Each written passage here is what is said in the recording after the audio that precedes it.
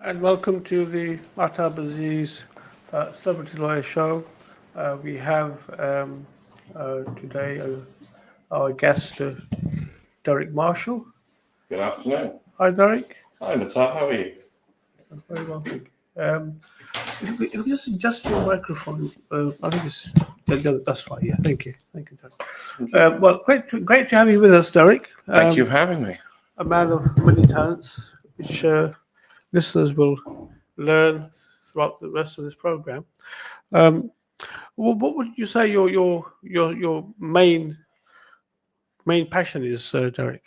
Passion, communication on all levels Mm. and visually, Mm. I would say. Visually and verbally, to two these.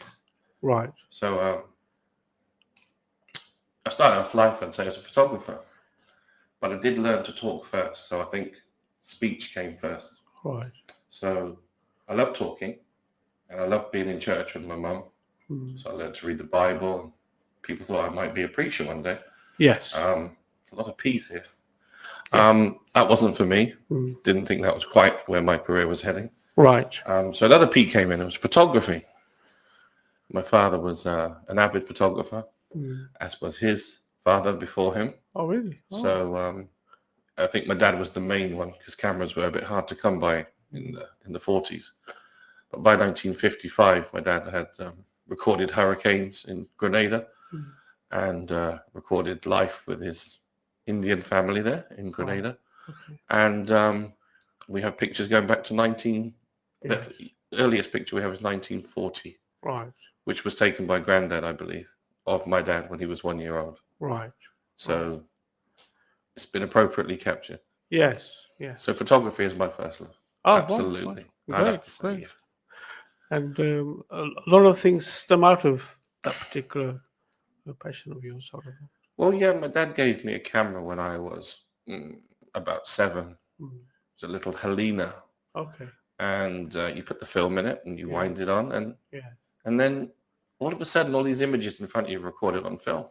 Right. And then my dad took me in the dark room and showed me how to Right. develop this Okay. wonderful thing. And from that film was a negative, and then the negative became a positive. And then you made the images in the 3 trays. And that was magic. You just see these images before you from nothing but a memory that you had a moment ago. Yeah. You just had the blessing of being able to record that moment in time with somebody, whether it be a wedding or a party or a function or maybe a fashion show. Whatever it is, you're voyeur looking in and you're enjoying participating, but not being part of it, but just recording it for posterity, another P, and enjoying the process. Right. So I then migrated through all of my dad's cameras, ending up with Hasselblads and cameras costing nearly £5,000. Okay. Some of them gold-plated, Bronicas and Canon AE1s, AV1s, hundreds of cameras of different formats. Photography was very different back then. Yes. So I loved it so much that I decided to try and do this video thing, which was happening in the 80s. Okay. You might remember, Mahtab, having 1 year or 2 on me. Yeah. When we had these things called VHS recorders, Yes. which our youngsters around won't have a clue about. Yes. But you'd put them into a video machine and record while this machine's on your shoulder. Yeah. It weighs about 2 kilos. Oh, yeah. And it's rather big.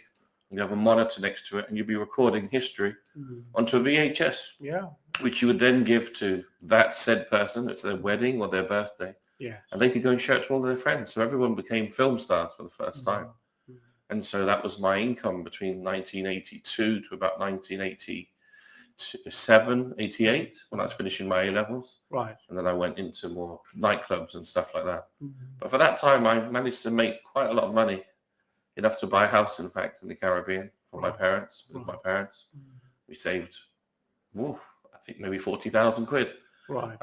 Because we obviously hope the tax man's not listening. But you do what you have to do, save your money. Yes. And be as smart as you can. And we managed to go to property, another P. But my main passion again was films. I mean, and going back to the old VHS system, I remember there was also a system called Beta, or was it Betamax or Beta? And it was Betamax by Sony.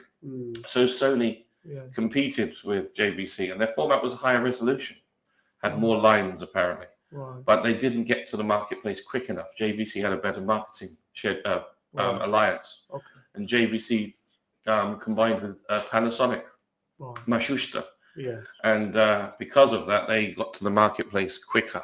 Right. And Sony didn't really get a look in, even though they had the better system. So it was a matter of first mover advantage, I think, or something like that they call it. Right. So yes, you're right. Sony and JVC were in that war for a little while, but Sony lost. Yes. And there it was, Super VHS, and that was the format for that decade, the 80s, when we would be watching things called videos for the next decade or two or so, which people still don't know, which you had a company called Blockbusters, and that's how we used to watch films and movies, and I think that was our childhood, wasn't it, Mahtab? 1980s, that's right. Early 80s, watching Rocky, you remember that one? Yes. And I remember when those video players first came out, they were rather bulky, and you used to have the ones who come up to put then you put it down. Slightly aggressive. Yeah, and then later on, the front loading ones came along after that. That's right. You probably had the top loader because you're a bit older than me, Mahtab. I wasn't that rich then, but you come from a slightly more affluent family. Yeah. We caught up when it was a front loader only. So you were rich. If you had a top loader, that was first generation, Ferguson, or one of those big companies. With the big buttons that you would and the ones I had a digital remote control. You go bing, and it was like, oh wow. They did get a bit more elegant as we went on. Yes. They were less mechanical. That's right. Do you still have any of those VHS videos that you made on your shoulder? You're not going to believe it, but yes, I do. I actually went. My eldest son's now 28, and I found a video when he was a baby. Oh, right. So, having gotten rid of all of my technology, I'm now doing a renaissance, which is called going to cash converters and also going to British Heart Foundation and buying broadcast level equipment for about £5. Right. Unfortunately, it's normally from a person who maybe is not with us any longer. It's old technology, but you'd find a whole batch of hi-fi and equipment of that day. So I've just recently bought a couple of professional Sony video decks for £10 each, and I'll be connecting them to some very nice monitors which someone gave me, a dear friend, and I'll have a complete setup of old machinery, allowing myself to play back some 28-year-old tapes. Yes. So I'm sure you've got some too, haven't you, Mahtab? Yeah, I'm sure I've got some lying around. Of the kids and your wedding and all of that kind of stuff. It's about the time, isn't it? Wasn't a DVD then? No, wasn't a DVD. I had a DVD for my wedding, but you probably don't remember those either. That's right. Well, the thing is, I mean, those type of video players, what would happen after a while is that you'd be sort of it would be difficult to find the parts. So that's why these sort of things sort of die out after a while. And it's like the audio cassettes. After a while, they stop selling them. Yeah, floppy disks. I think there was all the formats of recording, both in business and in music, were magnetic at the time. Right. Do you remember floppy disks? Yeah. Most kids won't even know what a floppy disk is. That's right. Yeah. There was a 3.5. Then there was a bigger one. Yeah. You had 2 slots on the PC. Then that went. Yes. And the CD came, and you thought, oh wow, things are changing. And then the CD, that lived for quite a good time. That's right. And that disappeared relatively recently. Yes. And now everything's gone over to MP3s and digital formats, non-physical formats. Nothing spins anymore. Yes. Or rotates. Or lasers are needed. It's all digital. It's a different kind of digital reading. Yes. So things have migrated, changed, and got so much smaller. Yes. That you have a big machine which used to be a big recorder, and it's now a little phone in your hand. Yes. Absolutely. Things have changed. Absolutely. I mean, it's strange how when technology changes and people tend to quickly forget how the latest version came about. What it was that actually led to that. Well, strangely, as I understand it, Ilford played a massive part in the development of these technologies during the war. Yeah. People don't know that Ilford had the first major film company in the UK called Ilford Photographic, where films were developed, and that was, I think, on the other side of Ilford. Right. Where Plessy's was over Leigh Street. Yes. And there's a big school there, Cannon Palmer, just on the other side of Cannon Palmer was Plessy. Right. And Plessy the area of Ganser was bombed heavily during this time. Sure. because they were in charge of communications for the war, which is why East London was heavily bombed, simply because, or in the majority, because communications, as we always know, are very important during warfare. So, Marconi and I think Plessy were the two big companies and two massive employers in East London and Ilford at that time, as well as Ilford Photographic. Yes. So, amazingly, where we are right now was heavily bombed because of the 3 miles away location of those companies, really. Mm-hmm. So That's right. And obviously, as these things change, obviously everyone has their own preferences. Some people prefer the older formats, and they feel that. I think it's nice and tactile. I think there's something nice about. Yeah. And even my lovely son Lucas likes vinyl now. Yeah. I think he likes to pick up something and feel it. It's tangible, and there's a relationship between this bit of vinyl. Then you put it down, and then you put the needle on the groove, and you play a record. And it's something very nice about that process. Instead of just pressing a button and there's 1,000 songs on not a DVD or an iPlayer, and that's all well and good, because it's a lot more convenient carrying 1,000 records as we used to do as DJs. And I don't even know if you were a DJ, and I know you've done everything, Mahtab. But if you had to carry around 1,000 vinyls, and you had a box boy and your friend in the back of the car, just moving around the records itself as a DJ, back in the day was quite a toil. Yes. Especially if you wanted to do a really good set, you might be carrying 500 to 1,000 records. Yes. Which is ridiculous, because it probably weighs about, 10, 15 kilos. 3 or 4 crates of records. That's before you've moved your headphones and any equipment at all. Yes. And in fact, I mean, the DJs we see these days, they don't rely on the vinyl records, do they? They just it's all electronic. One could argue they're not even DJs. Where's the disc? Yeah. It was disc jockey. Yes. They're just jockeys. That's right. They just ride. They just play the music. They don't. There's no disc. Yeah. One could argue, where's the talent anymore? That's right. Yeah. They call it. They still have the terminology. You do a mix or a mixtape, but there's no tape. There's no mixing, and it's all technology assisting them. So there's still great skill in it, I must say. But the art has changed somewhat. Yeah, and I think you're also involved with promotion of musical acts. Did that go hand in hand with your photography? Well, my mother, bless her, was extraordinarily musical. She's actually a Fenty, so we're third cousins. Or I'm third cousin to Rihanna. Right. I haven't met her. I've seen her at a distance on occasion. I know where she lives or lived. I hear she's back in London again now. Actually, she's bought a football team for her boyfriend, stroke husband to be, up north. I can't remember the name, but apparently it's a reasonable club. Just as people are buying whatever trinkets, football club seems to be the new thing for American wealthy billionaires. Even though she's not American, she is actually Bajan, but she spends a lot of time in the US, Barbados, and here now. So she'll be here a lot more. So music, my family on the Fenty side, one of my other cousins who lives very close nearby in Gansel, he's a minister of a church. He's a piano player. Lucas, my son, is a piano player. My nephew, Oscar, he's a musician. Yeah. Musician is in my family's blood, even in the Lithuanian side. So we have quite an interest in music. And I've got another cousin, Dennis Bovell. He's pretty much the godfather of British reggae. He worked with the Mad Professor, taught him how to mix and how to create dub music, which is another genre of reggae, with the echo and the acoustic sounds, and bass. And bass was a sound which most people in the 60s weren't really familiar with. It was all there wasn't that deep bass thumb that we now consider to be part of dance music. And I think that would be mainly attributed to reggae, with the heavy beats. Reggae, the chatting of reggae moved on to be rap, and then rap obviously moved into America and became what we know today.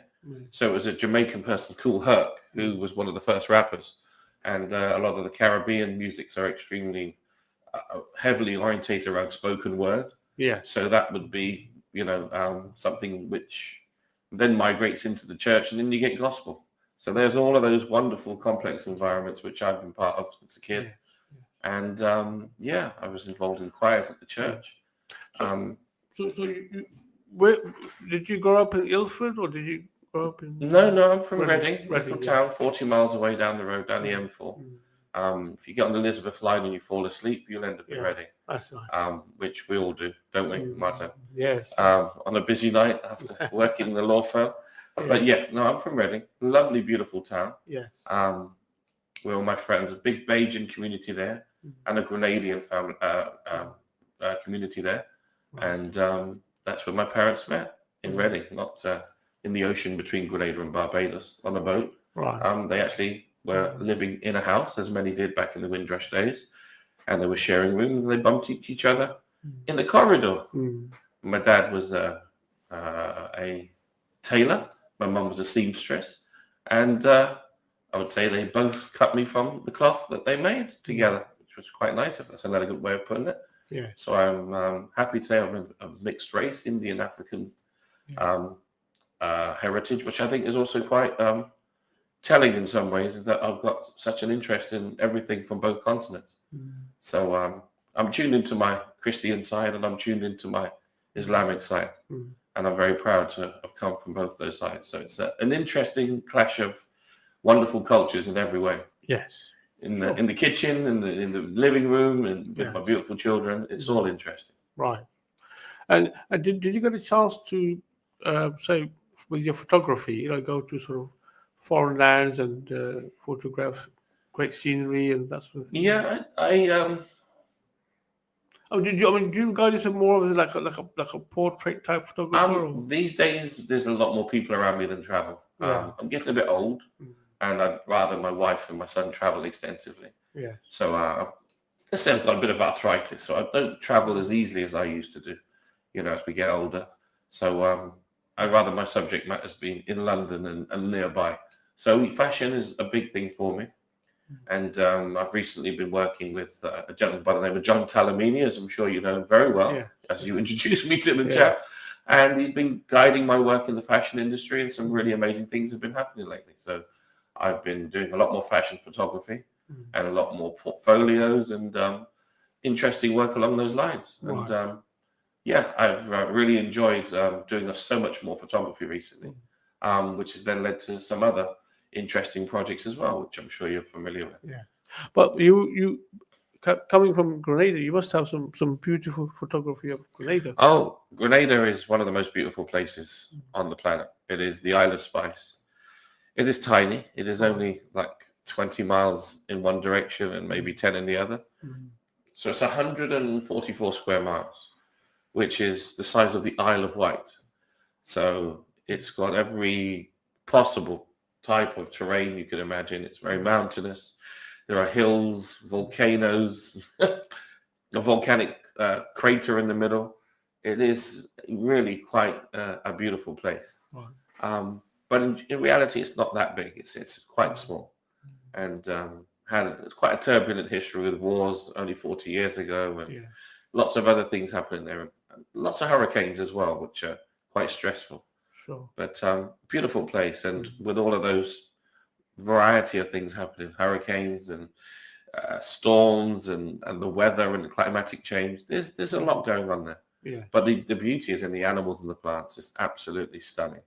If you see the flowers that grow there, they're just not seen anywhere else in the world. Right. It is one of the most fertile places on the planet. The cocoa and the chocolate, you can even get little now, Grenadian chocolate. It is on a different level because the soil is so volcanic. It's extraordinarily rich and very, very, very, very great for all crops, in fact. It was said that some Indonesian, I think some pirates came over with a few nutmeg from Indonesia and accidentally dropped them on the land, and they fell. And within days, they were popping trees of nutmeg, and they realized this is a good place to grow nutmeg. And then Grenada, within 10 years, became the second biggest producer of nutmeg in the world, which is amazing considering it's such a small place. Yeah. And moving on to your video making, I believe you're now interested in making documentaries. This is correct. Yeah. I recently had the honor of having Muhammad Ali stay with us in London after an invitation from someone we know very well. And Muhammad being the son of the legendary boxer, it was, to be honest, quite life-changing, spending a entire 31 days with him. Yes. In fact, to be totally honest, I'm still exhausted, and he's been gone 2 weeks. But we met so many people and got involved in so many amazing projects that Yes. I started to film on my phone in Blackmagic what are the becomings of what could be an amazing documentary just about a couple of guys. One we're not going to mention, but you know very well. Yes. He's a great lawyer, a friend of mine. And our antics for a month just going around London and the country. And Muhammad just being treated as an absolute legend on his pursuit of finding a cure for Parkinson's disease. So the documentary is called Papa's Got Parkinson's. And having had conversations with Richard Blum, his manager in the States, we discussed that the alignment of his charity was amazing, because it was looking after anti-gun, anti-violence, anti-bullying. But I suggested that Muhammad Ali was such a great spokesman and individual, and in fact, possibly one of the greatest people of all time, that maybe his legacy should reflect that Parkinson's was the kryptonite to someone who many people consider the greatest person of all time. Yes. So irrespective of color, religion, whatever, Muhammad Ali, for many people who are even, you know, as young as maybe my son, people will know that this guy did amazing things. Yes. And I wish he was alive now, because he may be able to sort out some of the really upsetting things that are going on in the world right now. Yes. We need someone like him. Absolutely. We really, truly do. Yes, he has definitely left a very noticeable void, so we say. I can't think of anyone coming near him, really, in that respect. Maybe one, but even so, maybe we'll talk about Malcolm X later. Yes, of course. Yes, and so what would your tips be for any budding photographer or video maker? Grab your phone. Your phone now does what £250,000 worth of equipment did when I was your age. So when I was 60, I had a sound person with a big boom, 6 feet long, with a microphone just like the one we have here. Right. And there would be he would have his headphones on like we have, Mahtab. Maybe some other sound recording equipment, microphones. That's one person. Then there's a cameraman who's connecting his gear to the sound man's gear. And then there's maybe a driver and a journalist. So to go out and make a bit of television or vox pop for a TV show, there'll be 3 or 4 people. Now the journalist goes out on his own and does it on his own, maybe using his own mobile phone on a selfie stick. So that same selfie stick, you have a device with a monitor, a microphone, a hard drive, and a broadcasting device, all in one, allowing you to instantly share that information. I forgot to say there would be an outside broadcast unit with satellites. All of that technology, Mahtab, is now inside your mobile phones, which at that time would have cost something like £1 million. They were being developed, but they were so expensive. They weighed about 10 kilos, and the technology still wasn't anything like what we have now. So we're now in an amazing age of technology, which I explained to someone that phones now are stateless. When you and I were maybe 20 years younger, in our 30s, a Nokia phone would have had buttons on it. Remember those things? Press buttons. And a tiny little grey screen, an LCD screen, not this wonderful LCD, whatever pixelated screens we have.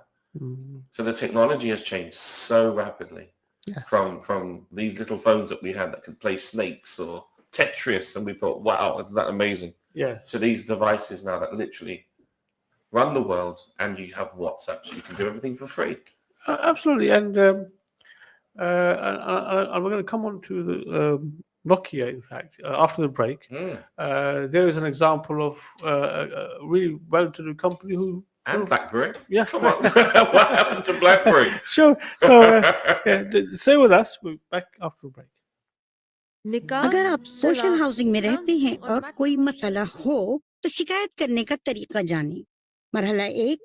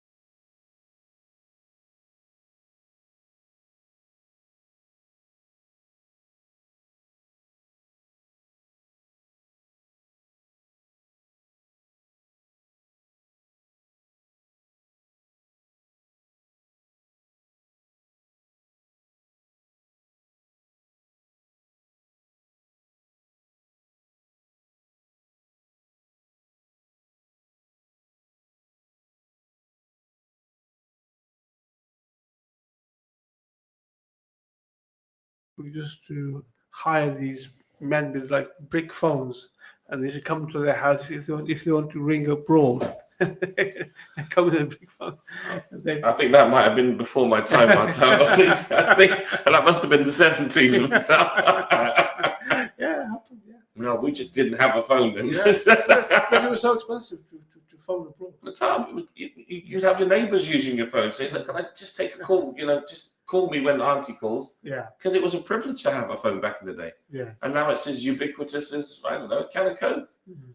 In fact, if we do ever talk about my other love, which is one of my charities, what we've been doing is taking second-hand phones and giving them away all over the Caribbean to help kids to do work during COVID, because the cost of a phone is so expensive that even the one that's been in the bottom of your underwear drawer for the last 3 years, that dusty one, yeah? Yeah. The iPhone, whatever it was. Yeah. Yeah, the one you were going to give away to, some American or somebody. It's still very, very good. Yes. And if you put a wireless keyboard with that, that's the same as a nice, small, portable computer Yeah. for a young child in an African country or Caribbean or even Eastern Europe. Yes. That might be a month's wages for their parents. Mm. So I've been doing that for a long time, just taking good little phones over and giving them out to kids. Because if their parents can't afford it, they can then go down to KFC, use the Wi-Fi and hand in their schoolwork on time. Yes. And you believe it, their little fingers are so proud to have that phone. And they'll never drop it. They won't even upgrade it. They'll use it until it literally has exhausted itself. And so I think we just update technology because we can. We get a free deal every 3 years and we think, oh, so-and-so's got a better phone. But think about what percentage of the functionality of your phone the time you've used. How many buttons have you not even figured out what they do? Far less the extra apps that you've added onto your phone. So if you really consider it, you probably only use the same functionality on your new phone, and you're not even using the other functions because you just got a bigger, nicer phone, but you're still using the same functionality you were 5 years ago. Yes. Because it works, right? You just got a newer handset, transfer all your apps, and then just carry on as you were before. Yes. Which then warrants, why did you change your phone in the first place? Absolutely. Because it's a bit prettier. It's got some new features, better Absolutely. camera. Yeah. Because of the other things it was doing, not because of the things that you downloaded it, but the hardware has actually improved a bit.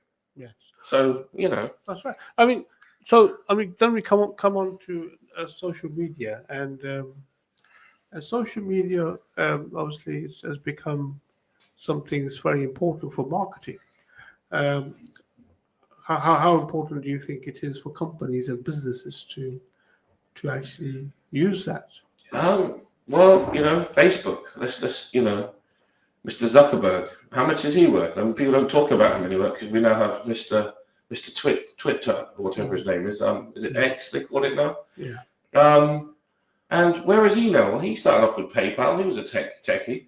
He did all right with that, I think, and then he got rid of that, and then what did he do after that? I think he designed some cars and moved on to a number of things. So the new giants are these social media people. I've realized that communication, mass communication, is extremely important on a peer-to-peer level, on a group-to-group, and on a national scale. Yeah. So you'll probably find that every organization, whatever they do, will have some kind of representation across all of these social media platforms, as is represented and needed, just so people can communicate and save money in the old world of advertising. So whereas people before would have gone into newspapers, do you remember newspapers, Mahtab? They used to print these big things and used to pay for them. The Times, you probably grew up when you were at university reading the Times, being a worldly man. Don't really exist anymore. Yeah. Cutting down trees is not a good thing anymore. Paper-based is not the way. So everything now is on an Apple. I mean, my youngster turns up. I'm like, what's that? We do all that work on an Apple, Dad. I'm like, what's that? What's an Apple? An Apple what? Oh, an iPad. No coursework. You go to school, iPad. Coursework, textbooks, nothing. No exam sheets, just an iPad. So that just tells you where things are going. The slippery slope, Mahtab, is where is money now? I went to a bar the other day, like you did, and no one told me, or the woman didn't ask me how I was going to pay. I just happened to have 100 quid, £250 notes, very rare. Right. And she didn't ask me how I was going to pay. So I assumed for the 6 or 7 drinks that I was extremely overpriced for, that she would just say, cash or card. I wish I would offer the cash. And then when I presented the two £50 notes, she says, I'm sorry, we don't accept cash. I said, excuse me? We don't accept cash. Do you have a payment system on your phone? I said, no, my phone is a phone. I haven't done all that nonsense yet. My phone's for making calls and talking to people. I like to have cash on this occasion, and I've got my Oyster card. She goes, but we don't take cash. I said, well then, here's my driving license, there's my address. Take it down, and I just want to show you something. Have a little read of what it says on that note. And I'm sure you know, Mahtab, it says, I promise to pay the bearer the value of blah, blah, blah, blah, blah, blah, Bank of England, with someone signing it. So that's a receipt against an asset, as it would have been in the old days. And that means that I have actually tried to make an attempt to pay for the goods to which I've consumed. Yes. She started to argue with me that I needed to maybe get my wife or someone to come in and pay. I said, listen, I've got cash. You didn't tell me or ask me by which means would I be paying. At which point I would have said cash. At which point you could have said, we don't take cash. At which point I would have walked out of the bar. As you've offered me credit and I've consumed the goods. I said, unless you want them back, which I can assure you will be messy, I suggest you take the cash or take an IOU. She continued, I can't take an IOU. You need to pay. I said, listen, here I am. I've consumed your goods. This is the only means of payment that I have. So let me make a suggestion to you. See the door? I'm walking through it. Take a copy of my driving license. Ta-ta. And I walked off. They didn't pay for the drinks. No one called me because it wasn't made clear that digital payment was the only way forward. Yes. And that's the fear of my life right now, Mahtab. Digital. So there are no signs saying we take cash on you. Something. No signs. Nothing. And it's that same principle which makes me feel so scared now with the way the world is right now. I'm sure you know, I spent some time in Moscow a little while ago. And I was working on a TV project there in Moscow. And I can just genuinely say that those people are different. They're just completely different mindset. They're not of the Western European mindset. It's not a good or a bad, it's just they're different. Right. And knowing that, and without going too deeply into politics, if there was going to be a way to hurt me today, it would be in my wallet. Because if you know that everything's digital, and Mahtab, in the old days, you'd keep a few £50 notes under your mattress. I want to ask you a question. Do you have any cash on you at all? I'm walking around now with zero cash. And so if the electric went off in here, and the building went down, and it was something to do with some cyber warfare, to do with a war, I think the new war will be somebody attacking our electrical system, which is exactly what's happening in Ukraine. Because when you lose power and you don't have physical formats for money anymore, and the banks are no longer available, you can't switch on your mobile phone, Mahtab. And if you can't switch on your mobile phone, your 15-year-old and your kid can't go to uni. My nephew here can't talk to his mum. I can't talk to my wife. I can't get any money. I can't ask my wife to send me some money either. So here we are in a new paradigm that without power, even money's affected. And so what's the new cyber warfare going to be? I would say it could even be the model of what's happened in Ukraine. I've actually heard that they bombed some electrical plants. And so if that electric is gone, the bank doesn't work. If the bank doesn't work, you have no money. And if you have no money, you're in trouble. Well, you might have seen those adverts on TikTok and other platforms where people are advertising this radio, and it operates on solar, and it has a crank, and you can crank it so that it generates a battery. Oh wow! And apparently, this has been really advertised quite, persistently, and I've seen quite a few. Is that the way forward, Mahtab? Well, they're saying it. I think the reason behind it is that there's going to be a world war, and oh Lord, so you're not going to be able to. Are you allowed to use that word, the WW word? do you think World War III may happen? Well, I think people will ultimately, be sensible and not let it happen. But I think sometimes what happens is that when nations are posturing, they sort of, make as you're slightly, more knowledgeable than I, Mahtab, How many countries are at war at the moment?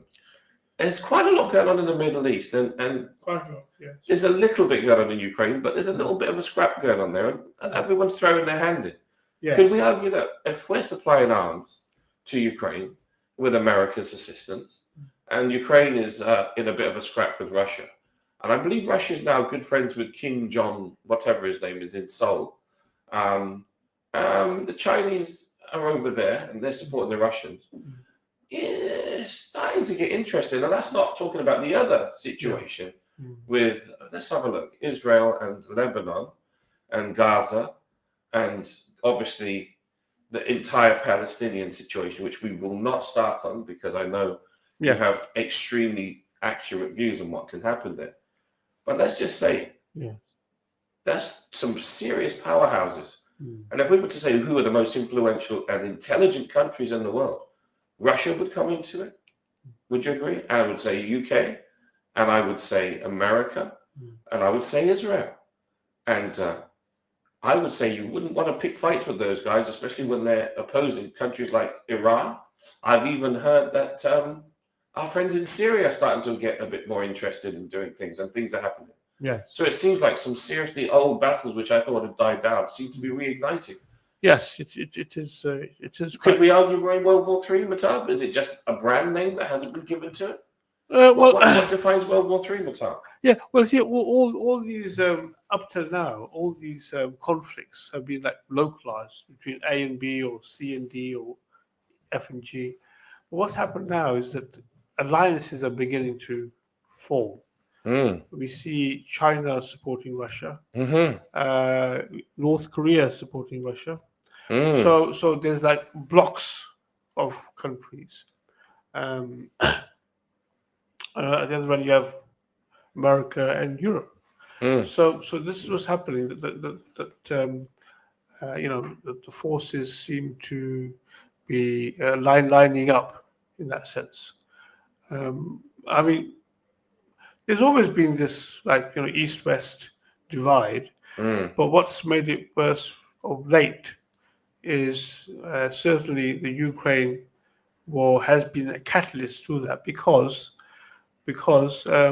Russia feels that its very existence was threatened by allowing Ukraine to be part of NATO. So that's why this is the main reason why we're at this particular juncture. Well, I'm afraid we've come to the end of the show with Derek. Yep, time's up. Wow, we haven't talked about anything. Should we go for another hour? Didn't tell you anything about anything interesting. Yeah, well, we've got to have you back then. Oh, thank you, Mahtab. We've got to have you back. Always a pleasure to have you. Thank you, Mahtab. Thanks for listen to you. inviting me in. And great to have you. And that's it for today, folks. And hope you enjoyed the show, and hope to see you back next week on Revive FM Radio. And it's the Celebrity Lawyer Show signing off. Good evening. Bye. Thinking about अगर selling आपकी or social letting your housing home? की रिहाइश में कोई मसला